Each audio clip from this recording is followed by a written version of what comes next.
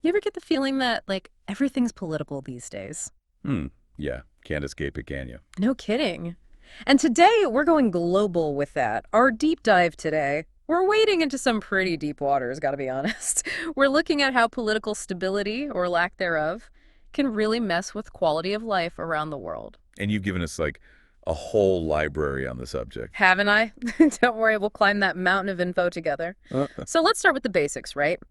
Most people think countries, these nation states, are these ancient things here since forever. Right, like permanent fixtures. But get this, most of them are like younger than my dog. Seriously, the bulk of these nation states as we know them popped up in the 20th century. It's true. That whole post-World War II era, huge for birthing new nations as colonialism started to crumble. Really redrew the map, so to speak. And with each new nation state comes this whole my territory, my rules thing, that sovereignty, right? Exactly. That inherent right of a nation to govern itself, make its own decisions within its own borders. Even if those borders are just like lines on a map, which, let's be honest, happens more often than you'd think. Oh, absolutely. And you know what's making those lines even blurrier? The internet. Think about it. Information just zips across borders now. Ideas, communities, it's all interconnected. Makes it a lot harder to maintain that old school idea of absolute sovereignty. And a perfect example of this whole sovereignty showdown is playing out right now. Up north, in the Arctic, it's like a giant game of Risk, but with icebergs. Canada, Russia, Denmark, the US, they're all throwing elbows trying to control this like massive frozen chessboard. And it's fascinating because it shows how geopolitics really works. It's not just about owning a chunk of ice. We're talking resources under the surface, shipping routes as that ice melts, and, a bit of global bragging rights never hurt anyone. And sometimes those bragging rights lead to the most hilariously petty conflicts. Ever heard of Hans Island? Can't say I have. Well, buckle up. It's this tiny, insignificant rock between Canada and Denmark, and both countries are adamant it's theirs. They've even been waging this passive-aggressive whiskey war over it for decades. Whiskey war. Oh, yeah.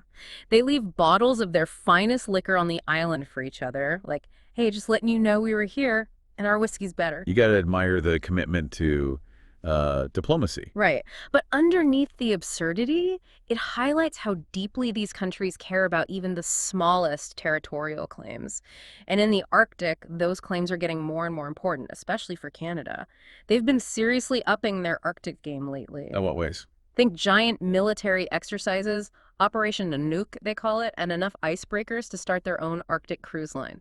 They mean business. But there's a bigger reason why everyone's suddenly so obsessed with the Arctic, and it's not just about who gets the best fishing spots. You talk about climate change, right? Ding, ding, ding.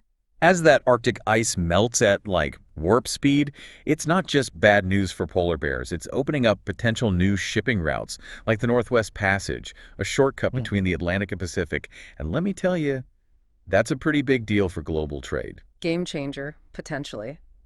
But with all these players and all this melting ice, things could get, well, a little heated. Someone should probably call the UN. Yeah. Funny you should say that, because that's where UNCLS comes in, the United Nations Convention on the Law of the Sea. It's basically an attempt to set some ground rules for who gets what in these increasingly chaotic waters. Right, trying to bring some order to the Arctic free-for-all. Exactly. But will it be enough to prevent things from going totally iceberg shape? That's the million-dollar question.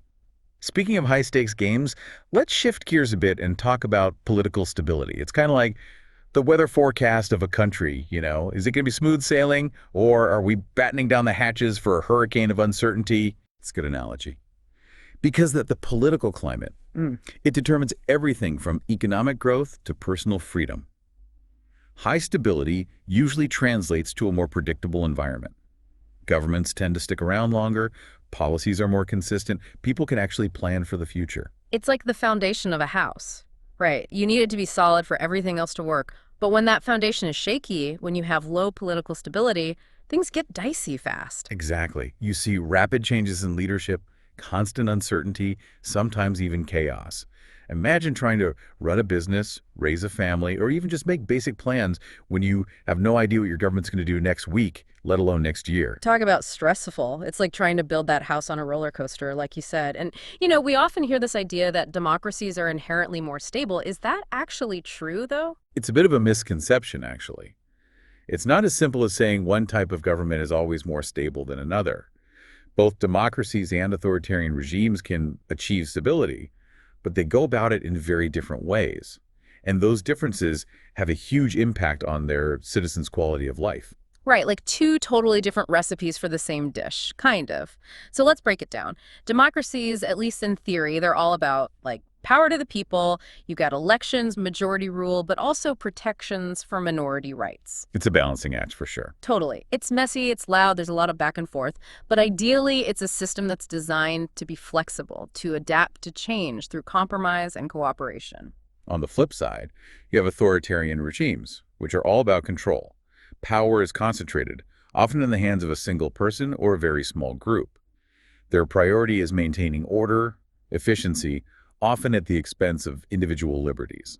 So less about what the people want, more about maintaining that grip on power. Exactly. And the thing is, both systems can be stable, but the impact on people's lives can be vastly different. So how do we even begin to measure something as, I don't know, abstract as political stability? Is there like a stability meter we can just stick into a country? Unfortunately not. But we do have some pretty clever tools to assess it. There are things like the Political Instability Index and the Political Risk Score. Think of them like report cards for countries. Grading them on how likely they are to implode. Essentially, yes. They look at a whole range of factors, from government effectiveness to levels of violence and corruption. It helps give us a snapshot of how stable or unstable a country might be. And then you have those countries that are really just barely hanging on, right? The fragile states. Right. These are the ones that often have weak or corrupt governments, struggle to provide basic services to their citizens, and are extremely vulnerable to things like conflict, natural disasters, you name it. So any little bump in the road can send them spiraling. Exactly. And Somalia, back in the early 1990s, is a really tragic example of what can happen when a state completely collapses. Civil war, famine, an entire generation scarred by violence. It really underscores the devastating human cost of instability. It's a stark reminder that we're not just talking about abstract concepts here. This is about real people's lives. And, it's not always as simple as black and white, democracy versus authoritarianism. There's a whole gray area in between, right? Absolutely.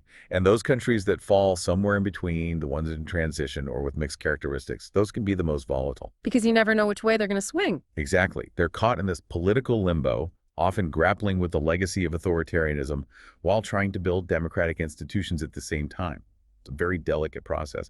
And it's during these periods of transition where things can be the most unpredictable and, frankly, dangerous. So essentially, those in-between countries are like a work in progress with a big flashing caution sign.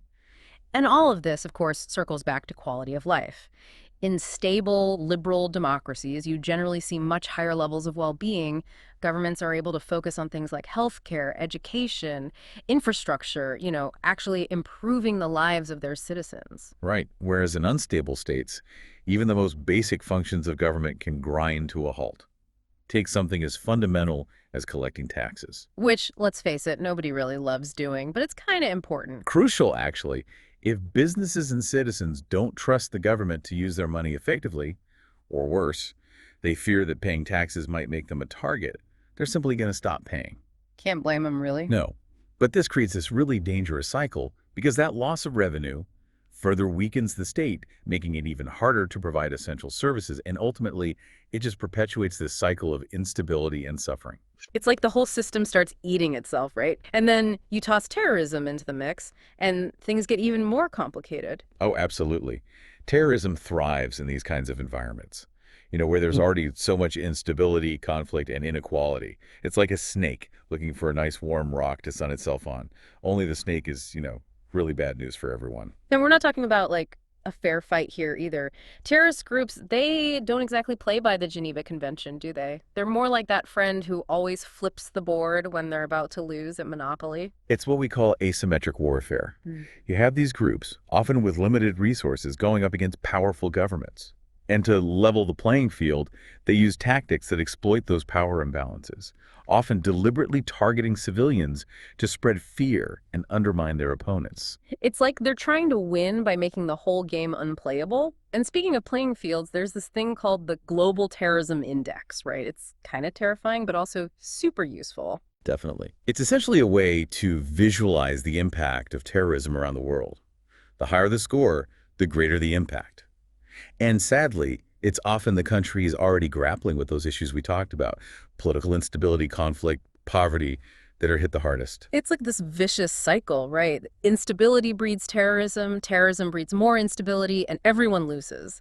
It can feel kind of overwhelming, to be honest. Like, what can we even do in the face of all this? Well, that's exactly why understanding all of this is so important, because knowledge really is power. The more we understand these complex systems, these interconnected challenges, the better equipped we are to actually make a difference. I love that. So instead of feeling helpless, we can use this knowledge to be more informed, more engaged, more proactive. Exactly. The future isn't predetermined. It's shaped by the choices we make, both individually and collectively. And the more informed those choices are, the better the chances of creating a more stable, just, and peaceful world. So it's not about throwing our hands up in despair, it's about rolling up our sleeves and getting to work.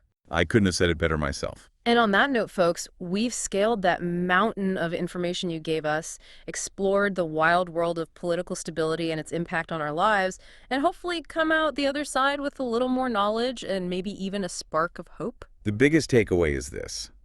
What happens in one corner of the world affects us all. And by understanding those connections, those ripple effects, we can start to create positive change. Beautifully said. And for our listeners, don't let the conversation end here. This deep dive was just the beginning. Go out there, do your own research, ask tough questions, and let's build a better future together. Thanks for joining us on this deep dive, everyone.